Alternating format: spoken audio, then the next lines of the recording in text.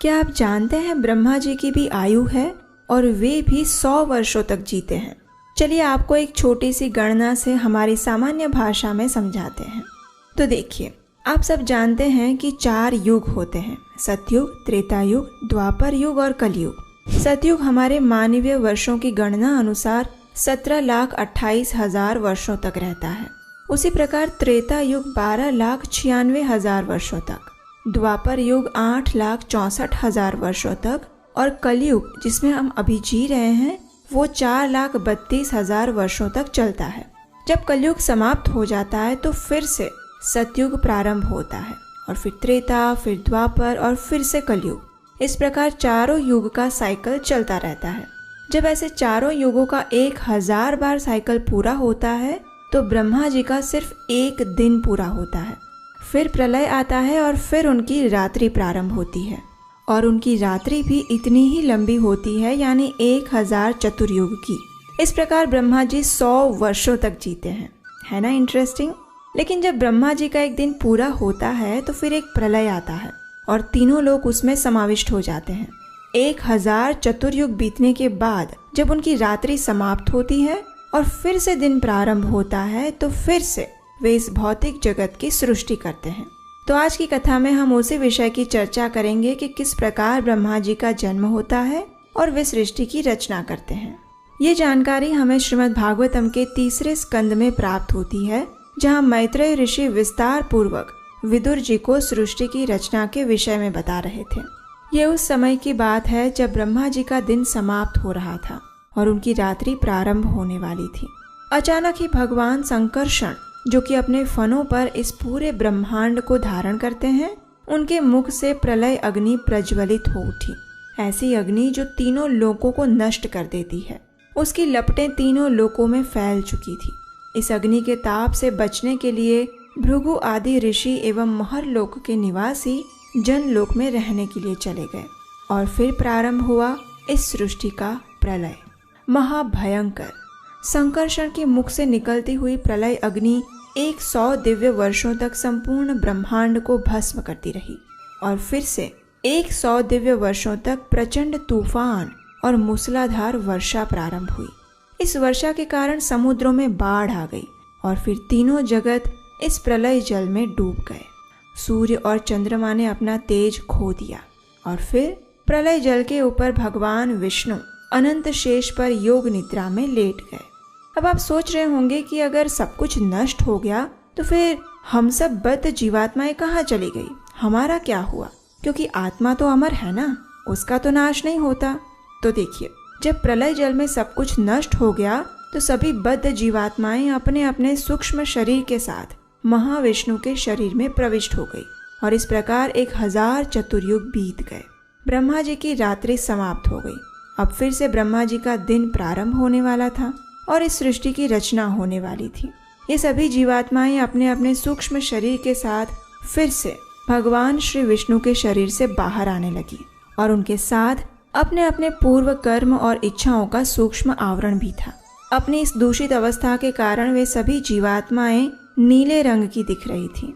अब भगवान विष्णु इन सभी बद्ध जीवात्माओं के संयुक्त कर्मों पर अपना ध्यान एकाग्र करने लगे और उसी समय उनकी नाभि में एक छिद्र हुआ, जहां से सूक्ष्म सृष्टि के रूप में एक कमल प्रस्फुटित हुआ।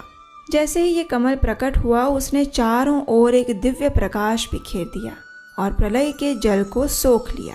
अब उस समय गर्भोदकशायी विष्णु ने परमात्मा स्वरूप में अपना विस्तार किया और उस कमल में प्रवेश कर दिया और इस प्रकार ब्रह्मा जी का जन्म हुआ।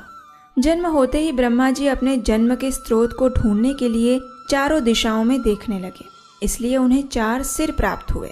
अब उनकी जिज्ञासा और बढ़ने लगी, क्योंकि चारों ओर तो शून्य अवकाश फैला हुआ था ना। इसलिए उन्होंने सोचा कि मैं जिस कमल से आया हूँ उसी के अंदर जाकर देखता हूँ कि इसका प्रारंभ आखिर कहाँ से हो रहा है।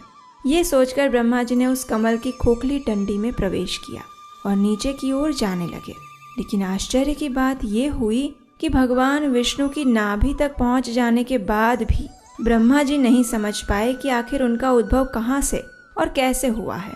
इसलिए थक हार के वे वापस अपने कमल आसन पर आ गए। अब उन्होंने पूर्ण पुरुषोत्तम भगवान के ऊपर ध्यान लगाना प्रारंभ किया। इस प्रकार उन्होंने 100 दिव्य वर्षों तक तपस्या की और फिर उनके समक्ष प्रकट हुए पूर्ण पुरुषोत्तम परम भगवान। जब ब्रह्मा जी ने शेष नाग की श्वेत देह पर विश्राम करते हुए गर्भोदकशायी विष्णु को देखा तो उनके दैदीप्यमान सुंदर स्वरूप को देखकर वे अभिभूत हो गए और वे समझ गए कि उनके समक्ष और कोई नहीं अपितु स्वयं भगवान उपस्थित हैं। उसके बाद जब उन्होंने सृष्टि के 5 कारक यानी भगवान विष्णु की नाभि, कमल पुष्प, प्रलय जल, शुष्क वायु तथा आकाश को देखा तो वे रजोगुण से आवेशित हो गए। भगवान के दर्शन मात्र से ही उनके समस्त संशयों का नाश हो गया। उन्हें अपने जीवन के उद्देश्य का पुनः स्मरण हो आया और फिर एक बार सृष्टि की रचना करने के लिए वे स्वयं को तैयार करने लगे।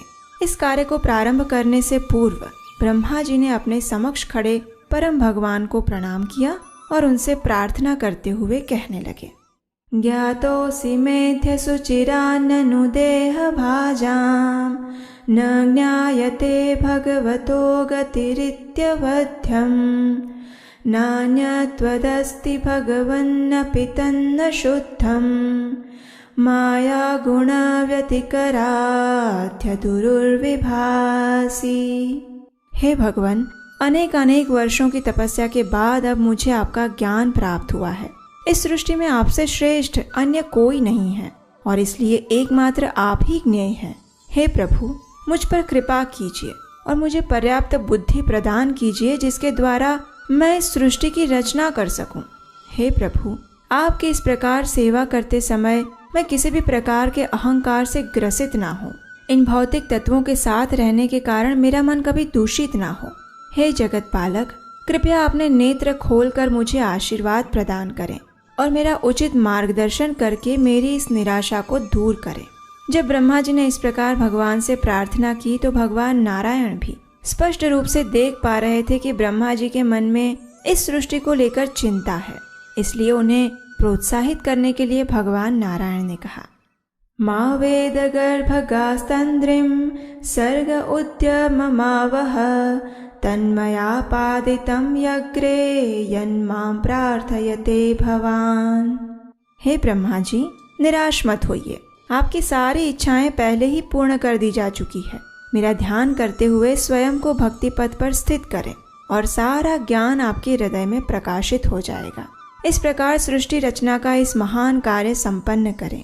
मेरी कृपा से आप कभी भी अपने कार्य में असफल नहीं होंगे। यदि आप अपने चित्त को मुझ में स्थिर रखेंगे तो तथाकथित भौतिक कार्य करते समय भी आप रजोगुण से प्रभावित नहीं होंगे। मैं आपकी प्रार्थनाओं से अति प्रसन्न हूँ। अब आप अपना कार्य आरंभ करें। इस प्रकार मधुर वचन कहकर भगवान वहां से अंतर्धान हो गए और फिर ब्रह्मा जी ने सृष्टि की रचना के पूर्व फिर से एक बार 100 दिव्य वर्षों तक तपस्या की। उसके बाद उन्होंने फिर एक बार इस सृष्टि की संपूर्ण रचना की। तो ये थी पुरुषोत्तम मास में ब्रह्मा जी के जन्म की कथा। अगर आज की ये कथा आपको अच्छी लगी है और अगर आप पहली बार हमारे चैनल पर आए हैं तो इसे सब्सक्राइब कर लीजिए, क्योंकि इस पुरुषोत्तम मास में हम आपके लिए ऐसी ही सुंदर और प्रमाणभूत भागवतम कथा का भंडार लेकर आने वाले हैं। तो तैयार हो जाइए इस पुरुषोत्तम मास को भगवान श्री हरि की कथा श्रवण से पूर्ण बनाने के लिए। और हम आपसे मिलेंगे बहुत जल्द एक और अन्य कथा के साथ। हरे कृष्णा।